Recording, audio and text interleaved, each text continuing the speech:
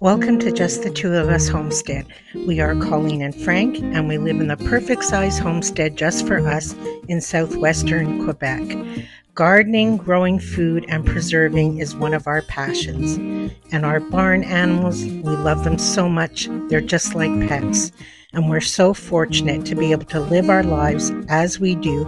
Each and every day is a blessing. I have a situation, and it's a really good one to have, but I just have to kind of lay it all out. All of these are squashes in one way, shape, or form. And I even planted a few yesterday. But last year, we had horrible, horrible results with our winter squashes, cucumbers, the worst cucumber year I ever had in my life. Our winter squashes, pumpkins, blue Hubbard, anything like that, spaghetti squash, none of that did well. And we never could figure out why. It wasn't a bug problem. I can link the video that showed you what happened to the plants and everything. We could never figure it out. So this year I grew backups, and I grew backups to my backups because I want to make sure I get a really good harvest this year. And I'm not only planting them this year in the in-ground garden, I've kept corners on certain one of the boxes so they have chances in the in-ground garden and in the boxes. Sorry about Crackers. Mrs. Crackers is laying an egg, and whenever she does that, he gets very protective and squawks the whole time.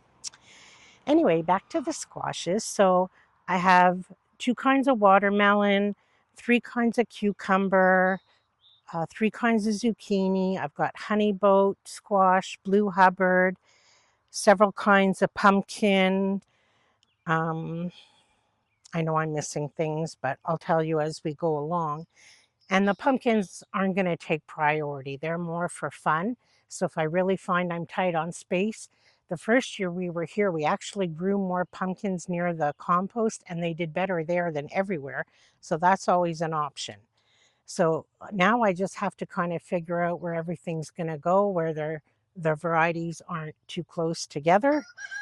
And then I have to get them in because they're getting too big for their pots. And the other thing is, I do plant several seeds in each pot, because when I go to plant, like these are cucumbers, when I'm going to plant them, I know I'm going to plant this whole thing. Thank you, Brewster. I'm going to plant this all at one time. So when I'm taking them apart, the whole thing's going to get planted. I ran out of space on my seed starting shelves, so I just planted several seeds in each thing, but they'll be fine. So off we go. I have to go figure out where everything's going to go. Like I said, I have a vague idea, but putting it in motion might be a bit challenging. I'm at the very back of the garden where the blueberry bushes are, and my beans come up to here, and I already have some holes burnt out here. And I think I'm going to focus the watermelons right here. I'm doing strawberry watermelon, which I think is my first time trying that. And it's my second year trying Early Girl. I had a really hard time with it last year, but I'm giving it another try. And I think that's what I'll do. So watermelons are going to kind of be here. They'll get sun all day long right here. So just like everything else we've planted, I dig a hole,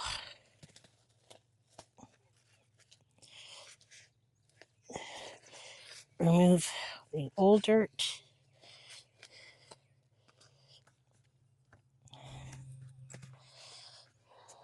so I have 4 strawberry, nice healthy plants.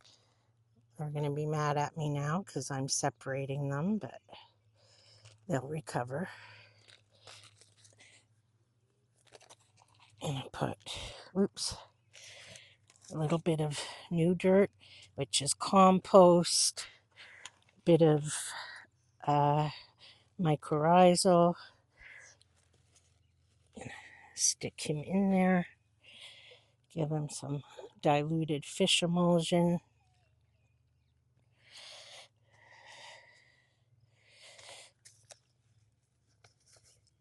If any of you have a watermelon that you absolutely love, I'm still on the search. I don't mind if there's seeds or not. I'm really after the flavor. I love watermelon. Frank's okay with it, but we basically grow it for me and the chickens. Chickens love watermelon. And when it's on really, really hot days and they're ready to be harvested, like these ones get really big, we just cut it in half and serve it to them like a boat, and they get to just go to town on it. There, one done. This is the end of the second tomato row, and this year I purposely left a few spaces at the end. Normally I would fill it with tomatoes because I knew I'd have extra squash plants, and they're mainly focused over there, and I do that for a reason I'll show you in a minute. But I'm going to put some spaghetti squash here, and I can train them to go whichever way they want. I have plenty of room for them to go that way, this way. Potatoes are going to go here today or tomorrow, hopefully. And I have pole beans here that are going to grow up on a trellis. So they'll have plenty of room to grow, and they get full sun here. Even when the tomatoes grow big, they'll have all this area to grow because I'm trying to keep the variety separate. Some very sad looking marigolds here too.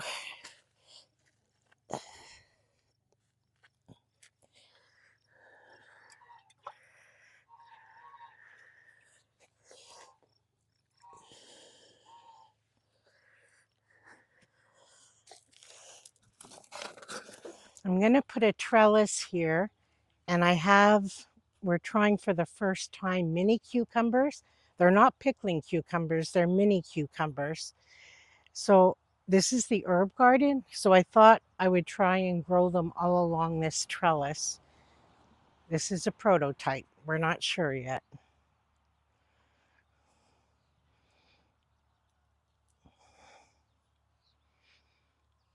I don't know if it's going to hold it, but we'll try.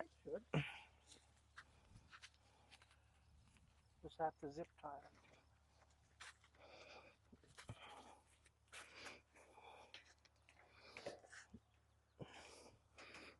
I have to. How come once it fit here? Maybe it has to just rest on the wood. They're exactly 4 feet long.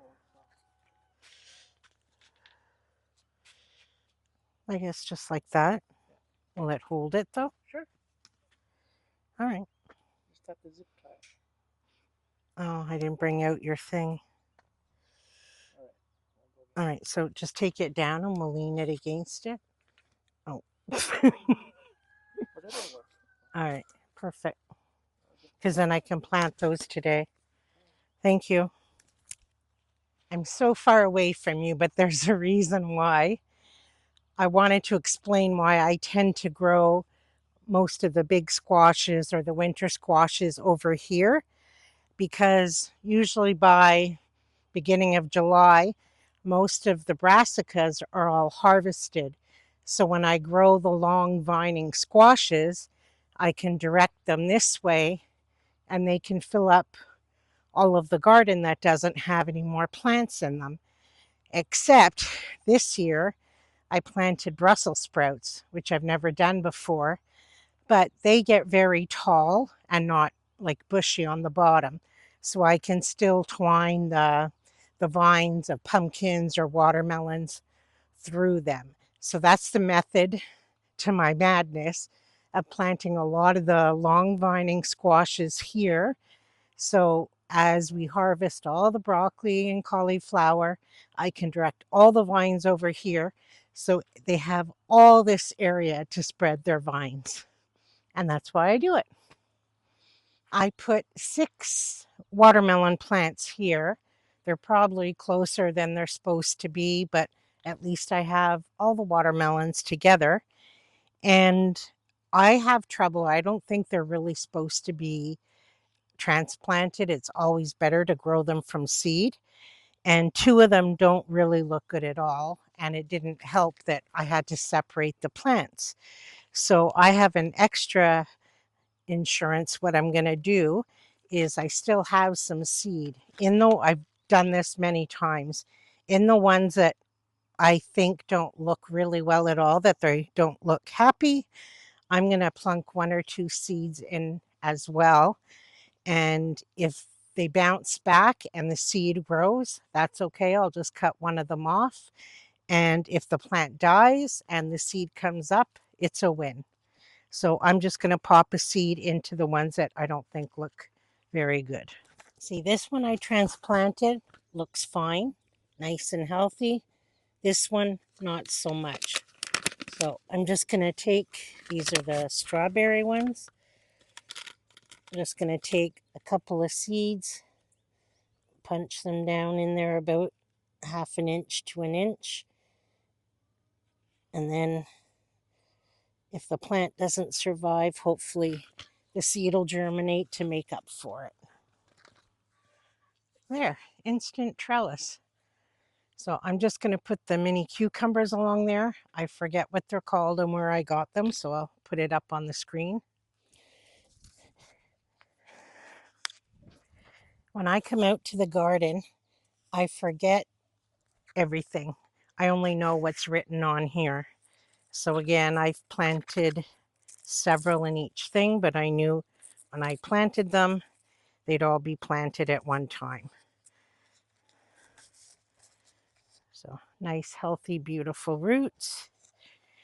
And I think I have 7 plants. I'm going to plant them pretty dense. They get sun here all day long. I probably even have more than this. Yeah, I do. Well, I'll just start planting and see what happens. I think I might even put a flower here though. This is lemon balm. It gets bonkers big.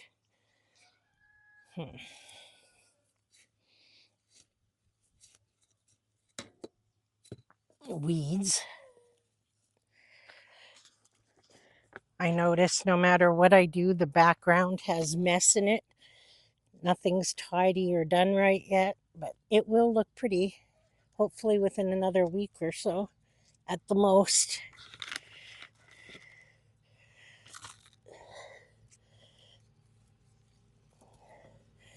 There's one. I guess maybe like a foot apart almost.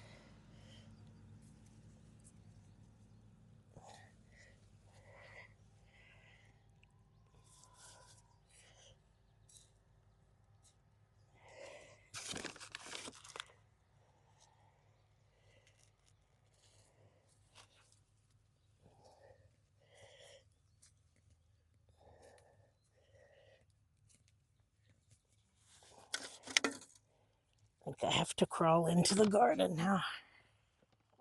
Trying not to crush everything else while I do this.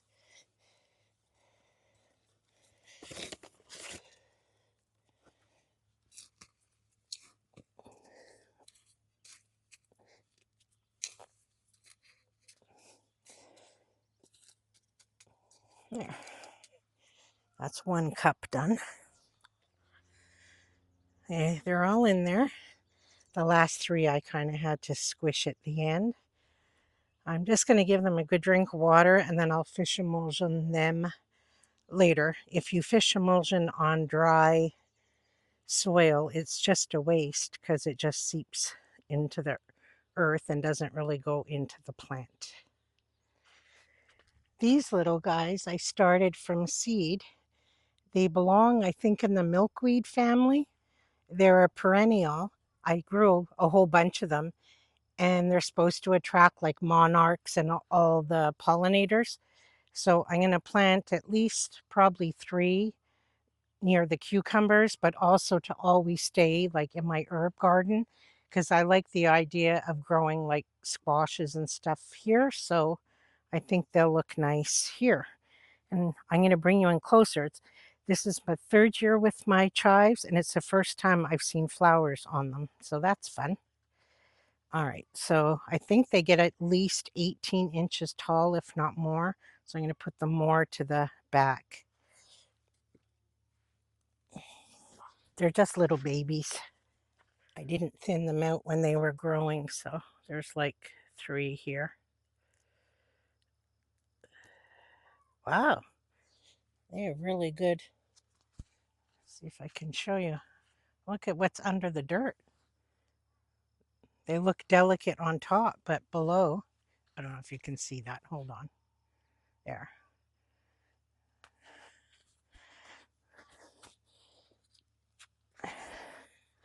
To be careful where I step. I've got herbs everywhere. I'll stick 1 or 2 here.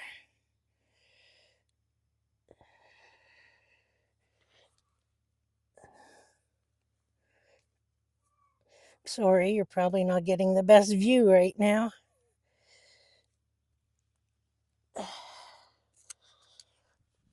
There. And I'll put one on the other end for sure. See the purple flowers on the chives? That's the healthiest they've been.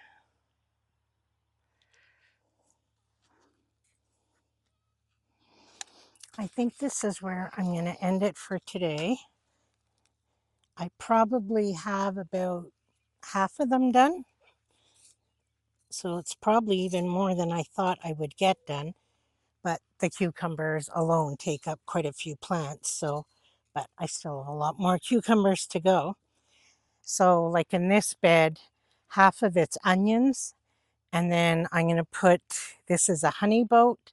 At the other end, I'm going to put a watermelon. And then in between, I have some kale to plant. So that's what I'll do here. And then I think I'll call it quits for today. And then I'd say the garden's 80% done. I can see a light at the end of the tunnel. And tomorrow we're supposed to be getting lots of rain, but they always say that and it never happens. So I'm glad I got done today what I did, so everything can get a good soaking if it happens, and if not, the hose does a good soaking too. So that's it for today. If I don't see you tomorrow because of the rain, maybe I'll see you the next day. Oh, I forgot to water it. Oh well.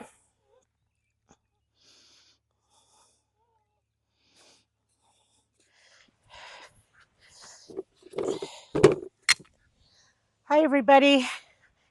Is the next day, and it did already rain, and I think it's going to hold off for today, which is awesome. Today I said I was going to do the rest of the squashes, but I changed my mind because I haven't really planted any like beans yet, like green beans. I have some pole beans going, but I haven't planted my like just regular bush beans yet. And I'll show you in a minute. It looks like I have because all the holes are filled, but with weeds. So because it rained, the ground is wet, so it's easier to pull the weeds. And I really want to get them in. So I think I'm going to do that.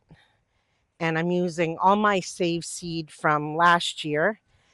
And it doesn't take long to do beans. So I'll probably get that done and hopefully still get the rest of my squashes in. It's really windy, which is okay because it's a nice breeze. And it was really strange because when we got up this morning, it was sunny and not hot. It was lovely.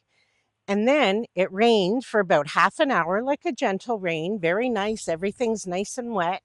And then it got humid after the rain. So it's hot and humid, but at least there's a breeze. So I'm going to weed. I'll probably do just this row first, plant, and then move along. And I'm going to show you what they look like. Looks like there's nice green plants growing, but it's just weeds. So let's get to it. See the row on your left? That's not a plant. That's weeds. And then the one on your right, it's still weeds. It's just a little not as grown in as weeds. So I'm going to pull them all out and dig my little holes. I'm just going to do a test and see how easily they come out. Wow, look at that. I brought a screwdriver with me because some of the holes are small. And wow, piece of cake. Perfect. Because like my shovel's not going to fit down here. So I stole one of Frank's screwdrivers because I want to loosen up all the soil right down there. And I will dig out a bit. And then I'll add a bit of new. Oh my goodness, this is way easier than I thought it was going to be. Oh, I'm so excited. And FYI, I really don't mind weeding. All right, I'm sure you don't want to watch me weed a whole row, so I'll see you in a bit. That was the easiest, most pleasurable thing I've done in the garden yet. My stool couldn't keep up with the speed I was going. So they're all ready. And what I'm going to do in these holes, first of all, I'm using my save seed, but I've kept, it's old and wrinkly now. I always keep the original package of the first time I bought it, and then I just keep plunking it in here. What I'm going to do, I use the screwdriver, dug down further than I need to for the seed, but in this case, the only dirt I'm putting back in is the mycorrhiza. I don't have enough room to put like the compost and this and like regular soil. And seeds germinate so beautifully just in this mixture. So I'm just putting this in the hole completely. Then I'll make a little dent with my finger for almost an inch for these. And I'll just cover it back up with this, and seeds germinate beautifully just in this mixture alone. So that's what I'm going to do. Okay, so I'm just filling all the holes with, it's very damp. I dampen the mycorrhiza. I don't want to lose my place where I also put a seed. So I generally use something as a marker so I don't forget when I go to move myself. So now I have a wet hand, so I'll use my dry hand. And I always put 2 seeds. I'm never going to be brave enough just to do 1. So I'll put it down about an inch. Push it down a bit. I'll go back after and put a bit more soil on top of it. Oops, I dropped one. Oh, there's a little weed still.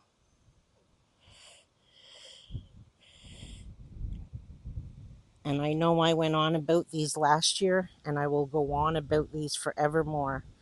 These are the best fresh green bean eating beans. They're too tender for canning, but for fresh eating, they're awesome. There. So now I'll just go back, cover them up a bit. Plus the dirt's going to settle some more. There's a little rock there. Done. I'll just keep moving along. As much fun as I'm having with the green beans, I wanted to show you how windy it's getting. That everything I'm touching is blowing away. I don't know how much longer I can be out here. I definitely can't film. The tripod keeps knocking over. My beans are flying out of my hand. Oh, I'm having so much fun.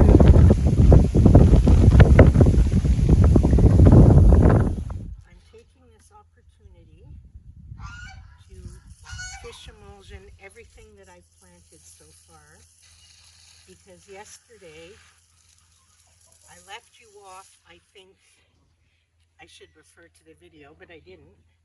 I think I left you off where it got really windy when I was planting the squashes. Well, now it's 2 days later because yesterday it poured rain all day, and I wish I could say I was upset about it, but I wasn't, because A, it really watered everything thoroughly, and nothing's as good as rainwater on your garden. And it gave me a day in the house to rest my body, and boy did it do me good. So I feel much better coming out today. And the best time to fish emulsion is when your ground is wet. You can do it when the ground is dry, but you're literally wasting it because it'll just it's like sand through an hourglass. It'll just disappear. When your soil is wet, it adheres to it. And when I use this, I can focus right on the plant. When I planted them, I used the watering can, but now I'm going to go around with my magic wand and I can focus right on the hole where the plant is. I don't know if you can see very well, but there's the netting. I can get right through, and I'm getting right into the hole of the fabric.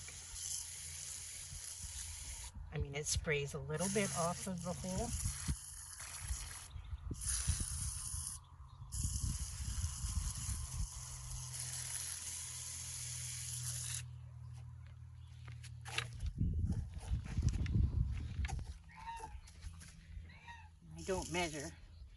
I don't measure. I just give it a squirt till I think it's had enough. There's a dead leaf down there.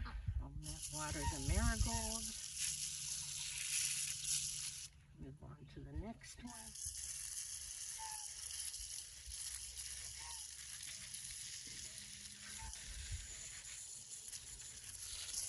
I can't wait to get to the fun part of gardening, which for me is like puttering with all the plants. Like, for example, there's way too many low branches on these.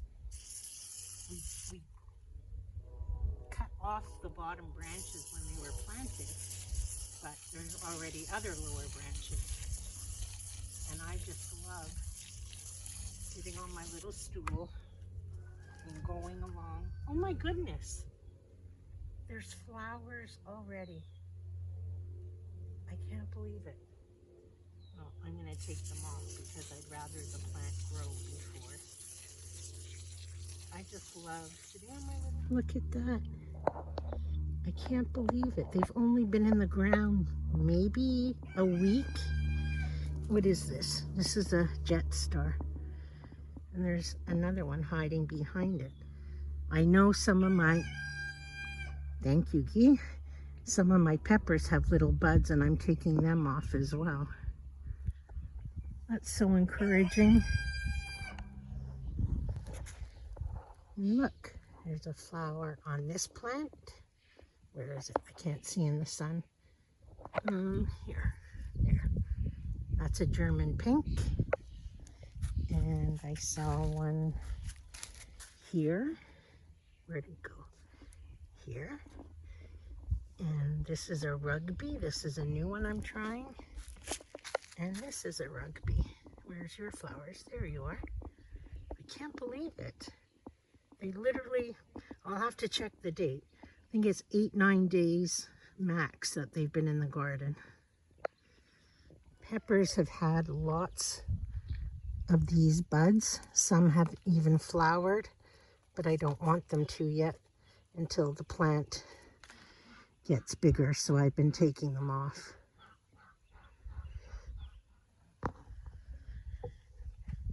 We got a big order of hay, and Frank's trying to put some of it in the barn, and it's the chicken's favorite thing in the world to play with. And before he can get it off the little wagon tractor, they try and pull it to shreds.